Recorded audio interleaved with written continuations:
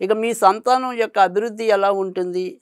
పోనీ సరే మా మనసులు ఇలా ఉన్నప్పటికీ, లేదా నా పరిస్థితులు ఇలా ఉన్నప్పటికీ, సంతానపరంగా నాకేమైనా కొంతైనా ఊరట లభిస్తుందా అంటే గనక, సంతానం అభివృద్ధి అనేదైతే ఉంది కానీ, మనం మొదట్లో చెప్పుకున్నట్టు ఉన్నట్టుండి మధ్య మధ్యలో వాళ్ళకి కూడా ఏదైనా సరే అనారోగ్యాలు చేయటం అనేది, తద్వారా మనం కొంతవరకు ఆందోళన చెందటం అనేది ఉంటుంది. కానీ వాళ్ళు విడిగా అంటే అనారోగ్యం అనేది పక్కన పెడితే మటుకు ఖచ్చితంగా మీ పిల్లలు వృద్ధిలోకి రావటం అనేది ఉంటుంది.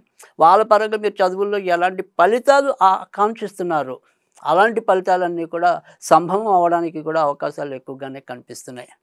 ఇక విదేశాలకి వెళ్ళాలి అనుకుంటే గనక దానికి సంబంధించిన వాటిల్లో ఖచ్చితంగా కార్యజయం లభించడానికి అవకాశాలు ఎక్కువగా ఉన్నాయి. పార్ట్నర్‌షిప్ వ్యవహారాలకైతే గనక సాధ్యమైనంత వరకు కొన్నాళ్ళు ఇంకా దూరంగానే ఉండవలసిన అవసరం అయితే గనక ఎక్కువగా కనిపిస్తుంది. ఇప్పటికే పార్ట్నర్‌షిప్పుల్లో ఉన్నవాళ్ళు కూడా ఎంతో కొంత ఏదో రకంగా ఇబ్బందులు పడుతూ ఉండడం, లేదా ఉన్నట్టుండి ఇద్దరి మధ్య ఏవైనా సరే కొంత అపార్థాలకు చోటు చేసే సంఘటనలు చోటు చేసుకోవటం, ఇలాంటి పరిస్థితులు ఎక్కువగా ఉండడానికి కూడా సింహరాశి వారికి ఎక్కువగా కనిపిస్తుంది.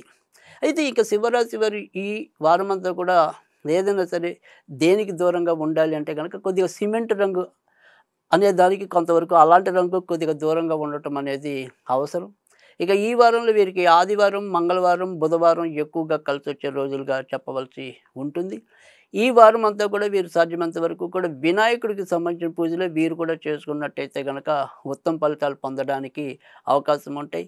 అలాగే ఏదైనా సరే అవకాశం ఉంటే గనక మరి ఈ వారంలో ప్రతిరోజు కూడా కుదిరితే కనీసం మంగళవారం, బుధవారమైనా సరే వినాయకుడికి కొద్దిగా గరిక సమర్పించినట్టయితే తక్షణంగా ఉపశమనం మనకి లభించడానికి ఉంటుంది.